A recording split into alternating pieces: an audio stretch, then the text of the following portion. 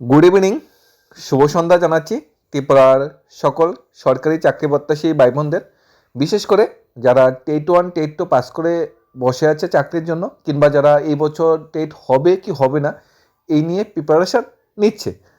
প্রথমত টেট 1 ও টেট 2 যারা পাস করে বসে আছে তাদের সবাইকে কংগ্রেস, অভিনন্দন।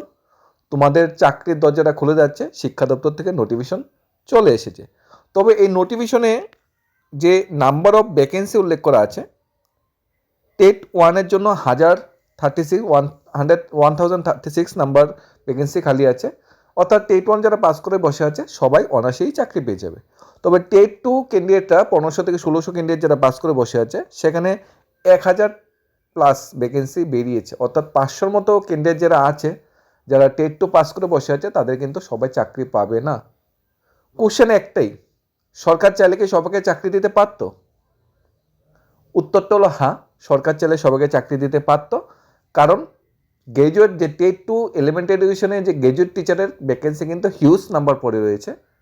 রাজ্য সরকার চাইলে সবাইকে চাকরি দিতে পারত। রাজ্য সরকার যদি সদিচ্ছা থাকতো, টেট 2 যারা পাস করে বসে আছে সবাইকে চাকরি দিতে পারত। ভ্যাকেন্সি কিন্তু খালি আছে। ভ্যাকেন্সি খালি আছে আমরা কীভাবে জানি?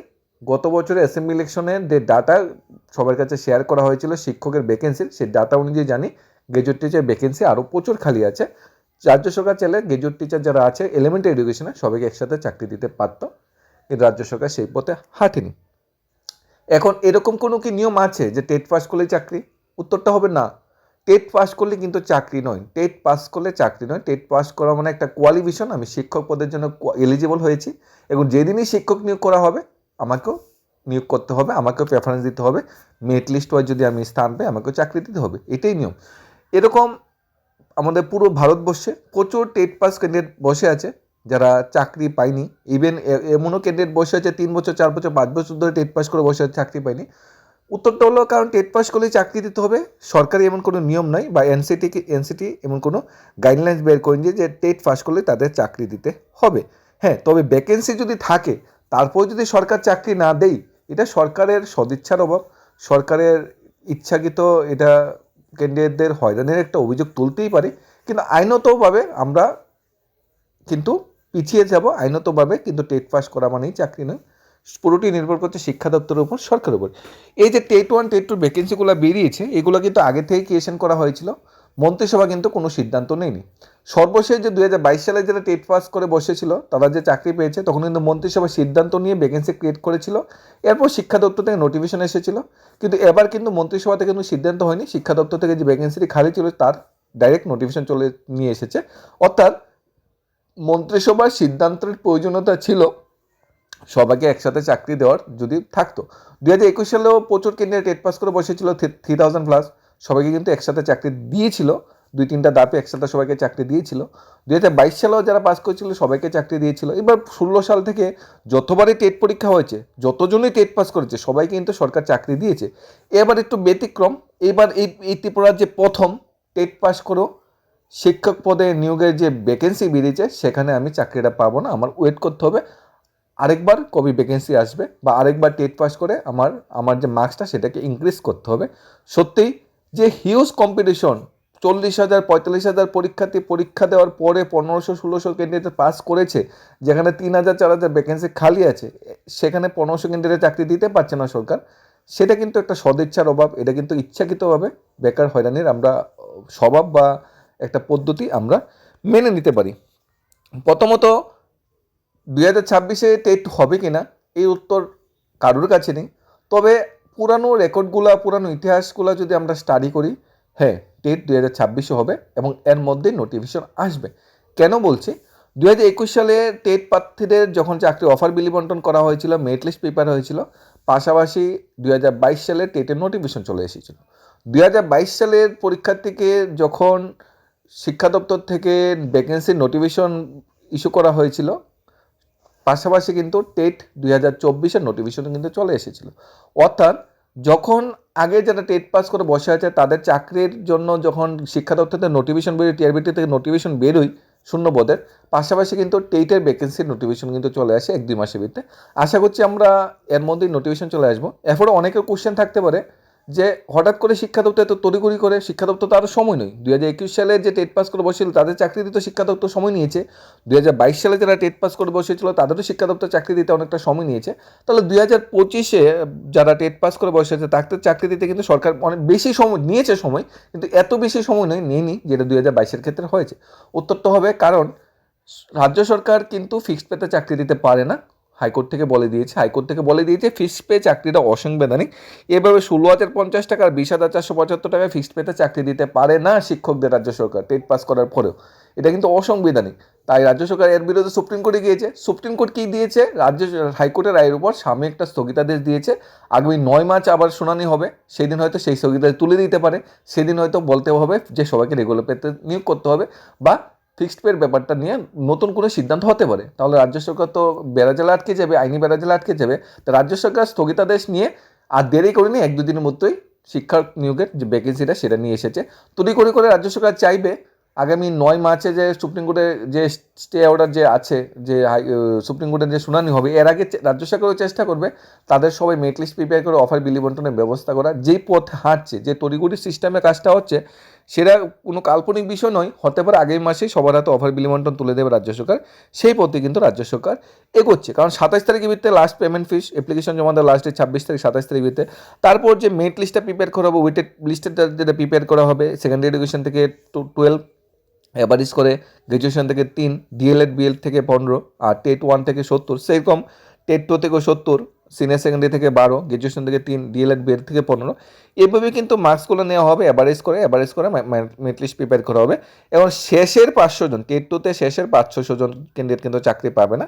তাহলে কী করতে হবে? নেক্সট প্রসেস কি?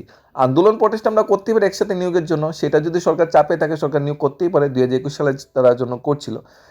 এর বাইরে আরেকটা প্রসেস হলো আমাদের মার্কস, আমরা হয়তো 90 পেয়েছি, 92 পেয়েছি টেটে, তাই হয়তো আমার চাকরিটা হয়নি, শেষ ক্রমে ভ্যাকেন্সি ছিল না 90। হয়তো লাস্ট কাট অফ যারা টেটে যারা 95, 100 পেয়েছে তারা চাকরি পেয়েছে, 90 করে ছিল হয়তো তাদের চাকরি পায়নি। নেক্সট যখন 2026-এ টেট পরীক্ষা আসবে, তখন আমার আবার এক্সামে বসতে হবে, আবার আমার মার্কসটা ইনক্রিজ করতে হবে, যাতে আমি নেক্সট বার যখন শিক্ষক নিয়োগের ভ্যাকেন্সিটা আসে তখন আমি পেতে পারি। আর টেট পাসের সার্টিফিকেটটা, এটা কিন্তু লাইফ টাইম ভ্যালিডিটি মানে এই নয় যে আমি আর টেট পরীক্ষা দেবো না, টেট পরীক্ষা আবার দিতেই হবে আমাদের। কারণ আমি এই বছর 90 পেয়েছি, আগামী বছর আমার মার্কসটা ইনক্রিজ করতে হবে। আমি যদি আগামী বছর টেট দিয়ে যদি 95 তুলতে পারি, মার্কসটা 100 তুলতে পারি, 110 তুলতে পারি, তাহলে কিন্তু আমার আগের সার্টিফিকেটের থেকে নতুন সার্টিফিকেটের দাম অনেকটা বেড়ে যাবে। আমি কিন্তু নেক্সট টাইম যখন মেরিট লিস্ট প্রিপেয়ার হবে সেখানে কিন্তু অনেকটা এগিয়ে যাবো। এখন 2026-এ টেট পরীক্ষা হবে, ধরে নেই আমরা সেখানে আরও 3000 ক্যান্ডিডেট পাস করলো টেট 1 মিলিয়ে। আগের 500 জন রয়ে গিয়েছে, 600 জন রয়ে গিয়েছে, তাহলে সেখানে 3000-এর সাথে 500 যোগ হবে। নেক্সট টাইম যখন আবার শিক্ষক পদের ভ্যাকেন্সি এইভাবে আসবে গ্র্যাজুয়েট আনগ্র্যাজুয়েট টিচারের, তখন 2026-এ 3000 টেট 1 টেট 2 পাস ক্যান্ডিডেট যদি ধরে নিচ্ছে, যদি পাস করে, প্লাস আগের যে পাস করে বসেছিল তারা কিন্তু সবাই একসাথে কম্পিটিশনে নামবে। তাই আমরা এখন 500 ক্যান্ডিডেটের চাকরি পাবো না রাজ্য সরকারের সদিচ্ছার দরুন। তাই আমাদের কিন্তু ওই আবার নতুন যারা পাস করবে তাদের সাথে কিন্তু আমাদের সেম ভাবে কিন্তু আবার কম্পিটিশনে বসতে হবে। তখন কিন্তু কম্পিটিশন অনেকটা হার্ড হয়ে যাবে। তখন যদি বেশি সংখ্যক ক্যান্ডিডেট পাস করে নেই, তখন কিন্তু অনেকটা কষ্টকর হয়ে যাবে। আন্দোলন প্রটেস্ট করতেই পারি আমরা, নিজেদের দাবি দেওয়া জানাতেই পারি। যেহেতু শিক্ষক পদে ভ্যাকেন্সি খালি আছে, রাজ্য সরকার চাইলে একসাথে নিয়োগ করতে পারতো। সবচেয়ে বড় উত্তর হলো সেইটা। আইনি দিক হলো একসাথে নিয়োগ করতে হবে, এমন আইনি কোনো বাধ্যকতা নেই। আর টেট পাস করলে চাকরি, এরকম কোনো আইনি বাধ্যকতা নেই। রাজ্য সরকার বরাবরই 2016 সাল থেকে টেট শুরু হয়েছে, গত 10 বছর ধরে প্রত্যেকবারই কিন্তু যারা পাস করেছে সবাই একসাথে চাকরি দিয়েছে। কিন্তু এইবার রাজ্য সরকার এই পথে কেন এগুলো, এই পথ কেন রাজ্য সরকার অবলম্বন করলো? বেকার চাকরি সে ভাই বোনদের বঞ্চনা পথটা আরও কেন দীর্ঘতর করলো? এক তো প্রতি বছর টেট হয় না, 2-3 বছর পরে মনে হলে হঠাৎ একবার টেট পরীক্ষা হয়, তারপরে আমি চাকরি পাবো না, আমার জন্য ভ্যাকেন্সি আছে তারপর নিয়োগ হবে না, সেটা কিন্তু শুভনীয় লক্ষণ নয়। এ নিয়ে একটা প্রতিবেদন যেটা উঠে এসেছে, টিচার রিক্রুটমেন্ট বোর্ড ত্রিপুরা পরিচালিত সর্বশেষ টেট পরীক্ষা উত্তীর্ণ সবাইকে নিয়োগ দিতে নারাজ রাজ্য সরকার। স্থির বেতনে নিয়োগ বাতিল করতে হাইকোর্টের আদেশের পর সুপ্রিম কোর্টে শুক্রবার স্থগিতাদেশ জারি করার পরই বিদ্যালয় শিক্ষা দপ্তর থেকে টেট উত্তীর্ণের তড়িঘড়ি করে নিয়োগের জন্য তৎপরতা শুরু করেছে। বিদ্যালয় শিক্ষক জরুরি নির্দেশে বলা হয়েছে, টিআরবিটি শনিবার একটা বিজ্ঞাপন জারি করে মেধা তালিকা প্রস্তুতির উদ্যোগ নিয়েছে। যারা 23 ফেব্রুয়ারি থেকে 26 ফেব্রুয়ারি সময় দেওয়া হয়েছে সবাইকে, গ্র্যাজুয়েট টিচার, আন্ডার গ্র্যাজুয়েট টিচারের পোস্ট ওয়াইজ নিজের ফর্ম সাবমিট করার জন্য। তারপর তার সবার মার্কস সবাই অ্যাভারেজ করে তারপর ফাইনাল মেরিট লিস্ট প্রিপেয়ার করা হবে। এমনিতে এই বিষয়ে ইতিমধ্যে বিদ্যালয় শিক্ষা দপ্তর সর্বোচ্চ মাননীয় শিক্ষামন্ত্রীর সাহায্যের কাছেও স্যার কাছেও আর্জি জানিয়েছিল সবাইকে যাতে একসাথে নিয়োগ করা হয়, কারণ ষষ্ঠ থেকে পঞ্চম শ্রেণীর কিন্তু শিক্ষকের তীব্র সংকট আছে। বহু স্কুল চলছে মাত্র 1-2 জন শিক্ষক দিয়ে, এর ফলে ওই সমস্ত স্কুলগুলি পড়াশোনা লাটে উঠেছে। স্কুলের নিয়মিত ক্লাস না হয় অনেক ছাত্রছাত্রী বিদ্যালয়মুখী হচ্ছে না, এর ফলে কার্যত বিশেষ করে রাজ্যের গ্রামীণ ও পাহাড়ি এলাকার বর্তমান শিক্ষা ব্যবস্থা অন্তর্লীন যাত্রা শুরু পথে। এখানে মজার বিষয়, টিআরবিটির সর্বশেষ টেট পরীক্ষার পাসের হার ছিল মাত্র 4 থেকে 5%। এরপর মাননীয় মুখ্যমন্ত্রী খুদ বলেছে যে এটা কিন্তু গভীর উদ্বেগ বিষয়, এতজন কিন্তু পাস করতে পারেনি। মুখ্যমন্ত্রী হয়তো চাইছিলেন তারও বেশি টেট উত্তীর্ণরা পাস করুক, যাতে বিদ্যালয়ের শূন্যপদগুলো যাতে ফিল আপ হয়। কিন্তু বাস্তব সমস্যা উন্নয়ন করার পরেও বিদ্যালয় শিক্ষা দপ্তরের মন্ত্রী সর্বোপরি মুখ্যমন্ত্রী কেনই বা টেট 2 পরীক্ষায় উত্তীর্ণ সবাইকে একসাথে নিয়োগের জন্য আন্তরিকতা দেখালেন না, সেটা কিন্তু সবচেয়ে বড় কোশ্চেন। জানা গেছে সবাইকে একসঙ্গে নিয়োগের দাবিতে টেট 2 পরীক্ষাতে অতি শীঘ্রই রাজধানী আগরতলা বৃহত্তর আন্দোলন নামতে পারে। আন্দোলন হতেই পারে, সম্ভাবনা প্রবল, কারণ 2021-এও কিন্তু সেই ধরনের আন্দোলন কিন্তু হয়েছিল সবাইকে একসাথে নিয়োগের জন্য। তবে আমাদের এখন সর্বোপরি আন্দোলন প্রটেস্ট সব কিছুই হবে, কিন্তু সর্বোপরি যেহেতু নোটিফিকেশন চলে এসেছে আমাদের ফর্ম ফিল আপটা সেরে নিতে হবে। আগামীকাল থেকেই শুরু হয়ে যাচ্ছে, ফর্ম ফিল আপটা সেরে আমার নিজের যোগ্যতা যাচাই করতে হবে। তারপর যদি মেরিট লিস্টে আমার নাম না থাকে তারপর আমরা সবাই একসাথে আন্দোলন করতেই পারি। কিন্তু মাঝপথে যদি এখন আন্দোলন প্রটেস্ট শুরু হয়, যারা এলিজিবল এখানে 1,500 ক্যান্ডিডেট তো চাকরি পাবে না, 1,000 ক্যান্ডিডেট চাকরি পাবে টেট 2-তে, তাহলে যারা এলিজিবল সবটা প্রসেসে কিন্তু রাজ্য সরকার রোশানালের উপর আটকে যেতে পারে। তা আমাদেরও দাবি থাকবে যারা চাকরি পাবে, যারা কোয়ালিফাই, যারা মেরিট লিস্টে স্থান পাবে সবাই মেরিট লিস্টটা সবাই আগে যাচাই করে নিক। তারপর যখন কিছু পোস্ট ভ্যাকেন্সি খালি পড়ে থাকবে তখন সবাই একসাথে হয়ে আন্দোলন প্রটেস্ট করলে হয়তো বেশি একটা লাভবান হবে। কারণ রাজ্য সরকার চাইবে একটা প্রসেস দীর্ঘ থেকে দীর্ঘতর করার, কারণ এসটিজিটির প্রসেসটা 2022 সাল থেকে 2026 সাল পর্যন্ত চলে আসে, এখনও সমাধান হয়নি। 2022 সালে যারা টেট পাস করেছিল তারা 2025 সালে নিয়োগ হয়েছে, 3 বছর সময় লেগে গেছে।